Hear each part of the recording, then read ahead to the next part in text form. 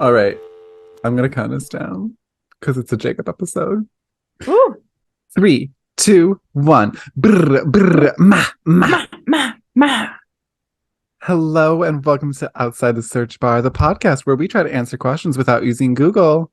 Season 2. We're 4 Whoop, episodes whoop. in, and I think we're just gonna keep saying that it's season 2 because it is.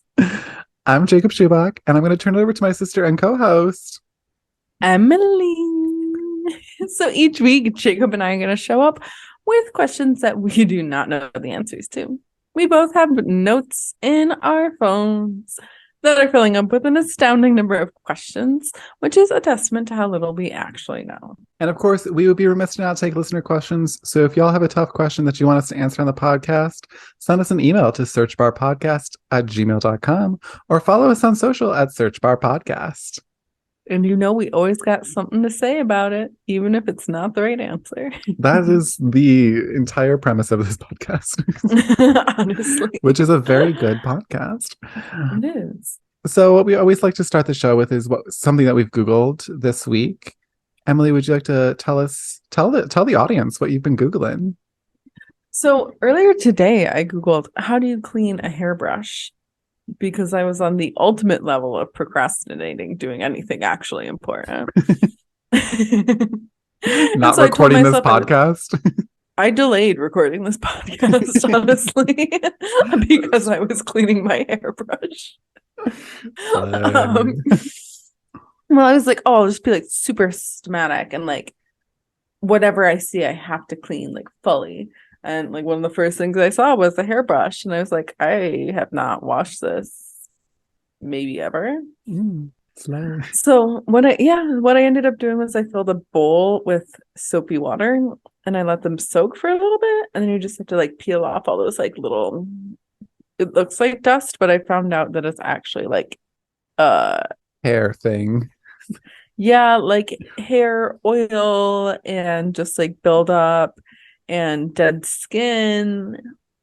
Yikes. Yeah, it's pretty icky. So But the main thing you want to get off of it is like the hairball, right? yes, you peel the hairball off and then you let it soak. It said 10 minutes, but I forgot about this project because I was procrastinating with something else. And then I went back 45 minutes later. It's very loose, very easy to pull all that off with a hairbrush. And you let it air dry. Wow.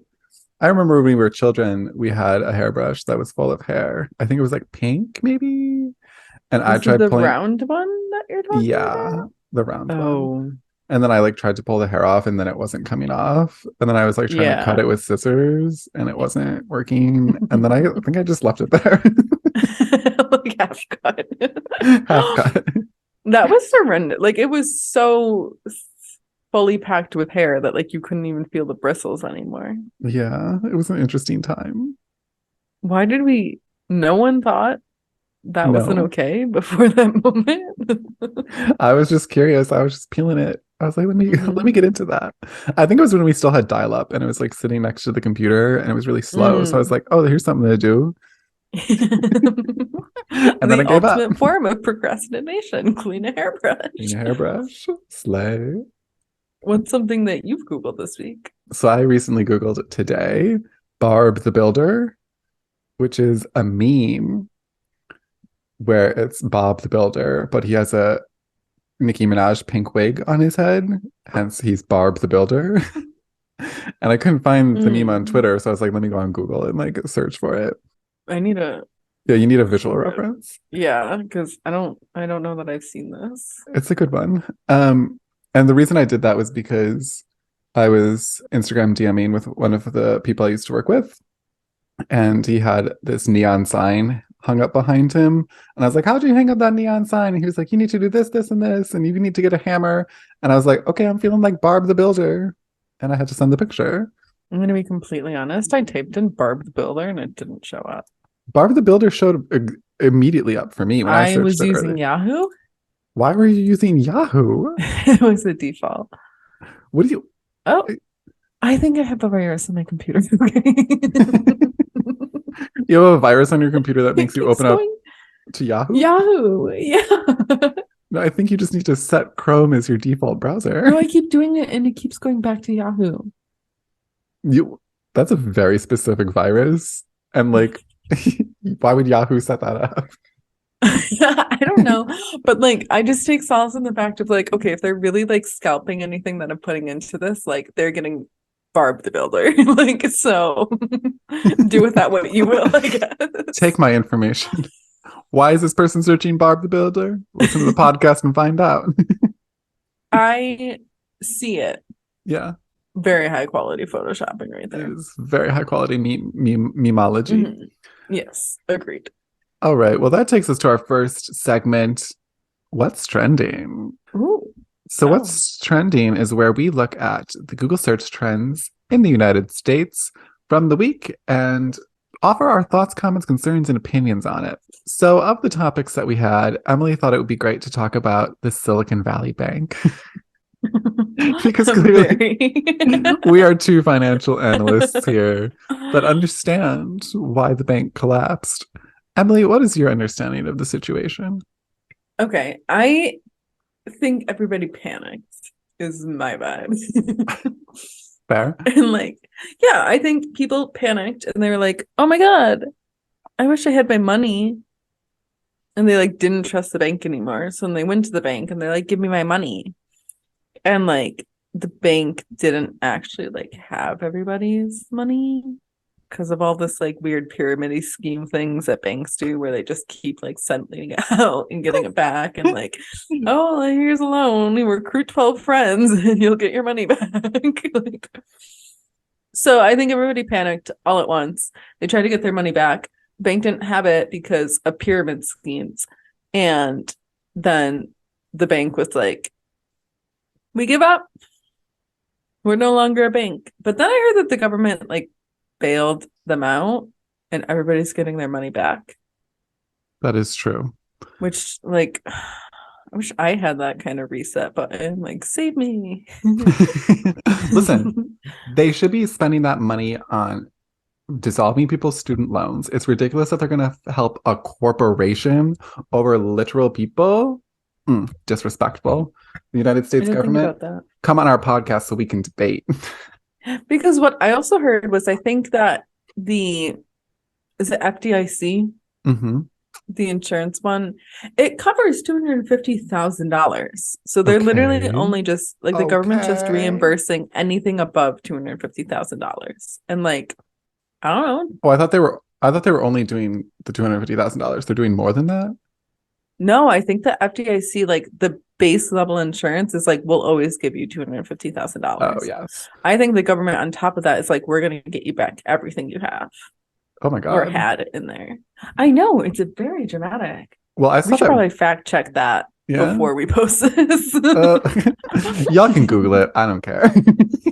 That's my understanding according to like the 15-minute podcast on news I listen to every morning. So Like Roku had $500 million in there. And I was like, ooh, baby, mhm. that's not good. That's not good to lose $500 million. Just a pro tip. Yeah. A pro tip on business. I learned what the Silicon Valley Bank was through a tweet. I learned a lot of things through tweets where somebody asked ChatGPT to explain the situation as though they were a monkey. Okay. I've found the tweet. So the tweet reads, ooh, ooh, ah, ah. Me try to explain. ChatGPT, off to a great start. So Silicon Valley Bank, like big tree with many bananas. Many monkeys like bananas and put their bananas in tree. Tree promised to give more bananas to monkey later, but tree bad. Tree lose many bananas in storm. Tree not have enough bananas for all monkeys. Monkeys get scared and want their bananas back. Many monkeys run to the tree and grab their bananas, but some monkeys are too late. Which I was like, that's heart wrenching that some of the monkeys were too late to get their goddamn bananas. I know it's fictional, but like, come on. That is really sad. No more bananas in tree. Monkeys sad and angry. Eventually, it goes on to continue. Big monkey, meaning the government, come and take over tree. Big monkey say he will find more bananas for monkeys who lost their bananas. Big monkey gives some bananas to monkeys now and more later, but some monkeys will have to wait a long time for their bananas. Other trees, meaning other banks, see what happened to Big Tree and get worried. Other trees have many bananas too, but not lose them in the storm. Other trees hope their monkeys not run away with bananas too. Me hope you understand now. Thank you, ChatGPT. I do Well, understand. wasn't there a second bank that did something? I don't know. There was like a lot of people lining up out front of banks in LA, and I was like, should I be doing that? I had that thought too, because I probably have about like $25 of cash and not like everything else I'm is nowhere in near the FDIC some. insured $250,000. Yeah, but like I feel like everything I have is in some electronic kind of financial system. I have like maybe $200 in cash, and like half of it's like $2 bills. Fair. You I do. also have a lot of coins. Oh, that'll that'll do you really well in the apocalypse if Thanks. all of the banks collapse. Hmm. Slay. Well, I think my hope for the banks is that they get their shit together. I don't really understand how a bank works, that it didn't just have the money that people put in there. I understand that they're investing things and whatnot, but like, come on now. Like, if somebody puts in $1 million in there, there should be $1 million in there. It's not that hard. It's the same thing that it's like, how do we have national debt, but we're also the richest country? Something's not That one adding doesn't up. make any sort of sense to me. It's also like $1 trillion, and I'm like, nobody has that much money. I forget what building it is, but there's a building in DC. It might just be like the Federal Bank or the Federal Reserve. And there's just like a ticker out front that shows the national debt like accumulating. It's the most concerning thing to drive by.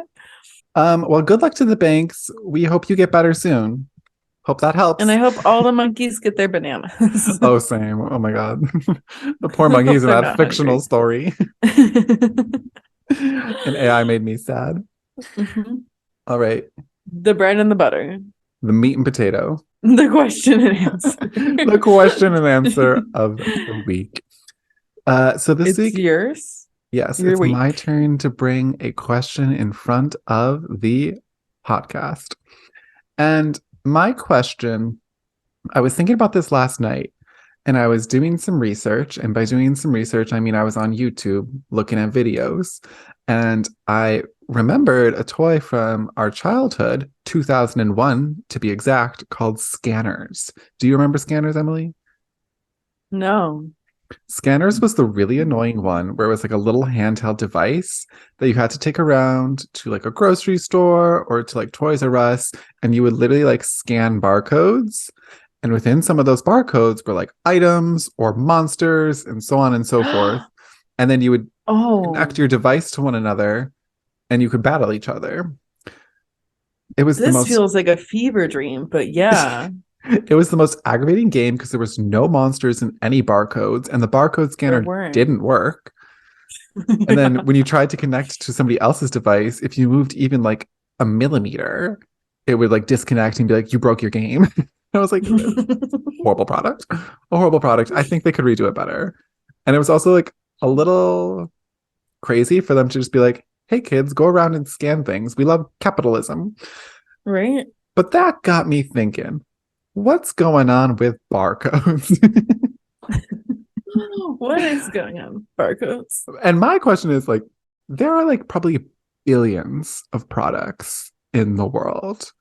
Like when you think Hmm. of just like, I don't know, Wegmans or any grocery store, there's got to be like 100,000 items at least in a Yeah. grocery store. And then when you like multiply that by like all of the different stores, by all of the different states, by all of the different countries, by all of the different like people like around the world, that's a lot of barcodes. And I'm like, is it really unique enough for it to know any product? Yeah, probably.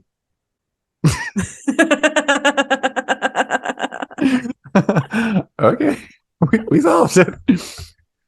Well, I don't want it to be true. but I'm assuming it is. It's the same thing with like every single snowflake is unique. Like Unique? every single one. Are you sure? I According don't to want the to believe simulation. it, but apparently science says so.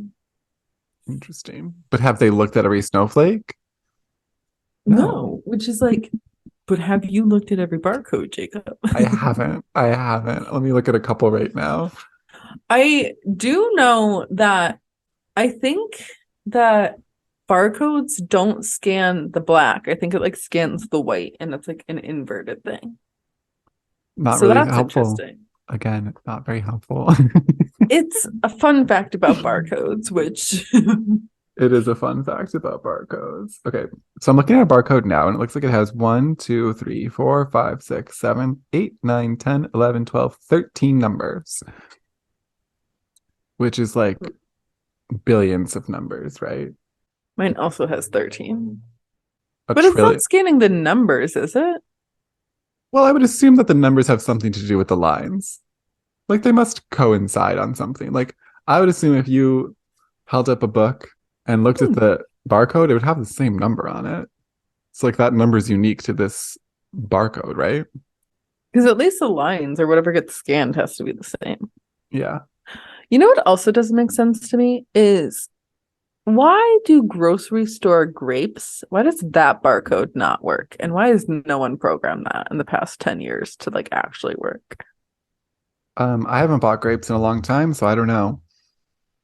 It's like one of those ones when you like you put it on, it'll scan it because it Hmm. sees a barcode and it's like error. You have to type in like 4023 or whatever the grapes code is. It's been like that for as long as I remember. Like even when I worked at Tops in high school. And I'm like, what's the point of having a barcode if it doesn't work? There is no point. There is literally no point. Hmm. Very rude. Well, I think you can also like when we worked at the pool store, I think you were able to like program the scanner to recognize any barcode. So if it didn't recognize the barcode, then it wouldn't scan it. So assumedly, there technically could be repeats of the same barcode out and about in the world. But if you don't scan both of those things in the same system, it wouldn't It'll know. never know. So, say hypothetically, there's like a product that's a local business in Buffalo, New York, and then there's a product with the same barcode in like the UK from another local business in the UK. No one's going to know. So there's no universal barcode system. No, maybe. I think there is, and I I think think it there was funded is. by scanners. Scanners the game. They just recruited children. Isn't a barcode? This is a hypothesis. A barcode called a UPC, a universal product code. Maybe A UPC sounds right. I have no idea what it stands for. that's something to figure out. But then, if let's say hypothetically there are universal product codes, who is the governing body that is in charge of making sure that, like, let's say I create a UPC or like a barcode for my little product, who's to say that it's not the same as a 20 inch, not a 20 inch, a 200 inch, 120-inch TV? And then I'm like, here's my little mug that's worth $3.99, but really it has the same barcode as the 120-inch TV, and then I get the 120-inch TV for $3.99. Who is to say? Who is the governing body of barcodes? So I feel like there is definitely a unique barcode for everything. That's crazy. I think they scan the white. I think there's enough variance in like the width of the bars that is indiscernible to the human eye, but like is actually quite different. That is true. I would be curious if there's like a pattern, like by product type, of like all food related barcodes start with like skinny line, thick line, skinny line, you know? Give me a line. A skinny Okay, line. look at a product. Does your product start with a 9? It does. Maybe that's like a North America thing. It's like all things in North America start with a 9 Maybe. because all of the products I've looked at, I mean, it's 3, start with a 9. Well, my hypothesis is that there's someone in charge of barcodes. I don't know if it's the Federal Trade Commission or who it is, but someone's got to be in charge of it. That it does not duplicate, and therefore each individual thing is in charge of itself. Shall I Google it? You shall. All right. Who makes barcodes? So we're on GS1's website. I don't really know what GS1 stands for, but we're going to find out. So selling a product starts with GS1 barcode /GTIN. All products need a unique identification number from GS1 to be able to sell them online or in stores. What? GS1 barcodes are scanned over 6 billion times each day, driving commerce around the globe. So did GS1 make barcodes? I'm confused. About GS1, our story. Oh, it's apparently their 50th anniversary. Oh, So, good for them. it's been 50 years of transforming tomorrow. Capitalism. Bad. On the 3rd of April in 1973, an industry-wide agreement was made that changed the course of global commerce and gave rise to GS1. So, 50 years ago, the barcode was created to transform grocery shopping and empower more reliable and resilient supply chains. Industry leaders came together to transform the way we shop and created the barcode. From that point forward, a simple scan at checkout connected a physical product to its digital identity and information that could be shared in stores and throughout the supply chain. Since then, GS1 standards have powered more reliable and transparent supply chains across industries. So I looked up like the functionality of a barcode, and like if you look at your little barcodes, you see how it always starts with 2 skinny lines and ends with 2 skinny lines? That's literally just like a signal of like, hey, here's the start. This diagram calls it guards. But it also looks like there are, in fact, kind of codes of like a country code, a product item code, a product name, a manufacturer code, and a check digit, which I don't know what the check digit does. There's a system behind the numbers too. Yeah, I'm looking at Wikipedia right now, and it says that the barcode was invented by Norman Joseph Woodland and Bernard Silver and patented in the US in 1952, and that the invention was actually based on Morse code that was extended to thin and thick bars. Very interesting. This also says that the lines are then converted to zeros and ones into binary code, which is then tied to a system. I mean, that makes a lot of sense because it's digitizing the information and then making it something that you can scale and like actually process in like Excel and like take note of to be like, oh, this is how many products we have on the shelves, and we have a classification that allows us to do it. So it's apparently there are 95 different columns, I guess you would say. So 95 with, I guess, black or white. That's what, 2 to the 95th. That's a lot of options for barcodes. That is a lot of options for barcodes. Interesting. Wow. So it's really like digitizing a physical product in a way that a computer can understand. That is crazy. That's so wild. Crazy. That's so crazy. Wow. And the fact that just like made that. Someone thought that and then made it. Like crazy. Let's see how he started it. Okay, so Bernard Silver was a graduate student at Drexel in Pennsylvania.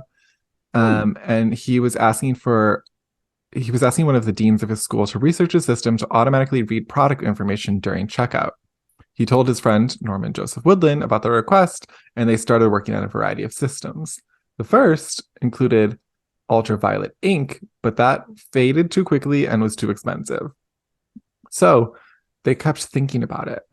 And so he left Drexel and he moved into his father's apartment in Florida. Nepo baby. And he continued working on his system. His first inspiration came from the Morse code. So he formed his first barcode from sand on the beach, and he was just extending the dots and the dashes of the systems into narrow lines and wide lines. And then to read them, he adapted technology from optical soundtracks and movies using a 500-watt incandescent light bulb shining onto the paper into some photo multiplier too. I don't fucking care, whatever. It's got really complicated really fast. Yeah, he was doing something. And that's like essentially how it was created. But it says here that he also thought it would be interesting if they printed it as a circle so that it could be scanned from any direction instead of just vertically. But no one ever bothered to do that. So that's how barcodes came to be and how they do be living. And it seems like there's also companies like GS1 that allow you to get a barcode that is just your barcode. And I guess that's probably part of the supply chain process of when you actually manufacture a product, you need to have that as part of the cost. They probably make so much money of like, probably to give us like $5 to do that. I'd be like, great. Do you feel like we sufficiently answered your question, Jacob? I feel sufficiently educated. I feel inspired. I feel like I've learned something new and I don't know what to do with this information. Let's go buy something. It's like so interesting though, like the connection between the digital and physical world is through this little barcode. And also through Chat GPT. Through Chat GPT. I feel like a Digimon. I feel like a Scanners. I feel very, I don't know, I feel Techie. Three-dimensional. You're already three-dimensional. I know I'm already three-dimensional, but like I feel very simulation. I see. Here we are. Well, that wraps up our episode. I think we did a really good job. If you all enjoyed that, please be sure to find us on social at Search Bar Podcast. And then if you guys want to send us a question, a listener question, feel free to send us an email at searchbarpodcast@gmail.com. And if you like this, don't forget to give us a review, 5 stars, a thumbs up, a comment, a like, a giggle, whatever you can to support us and the show. It really helps with the algorithm. So thank you so much. And with that, happy searching. Happy searching. Bye. Bye. Outside the Search Bar is a Perfectly Done Toast podcast production.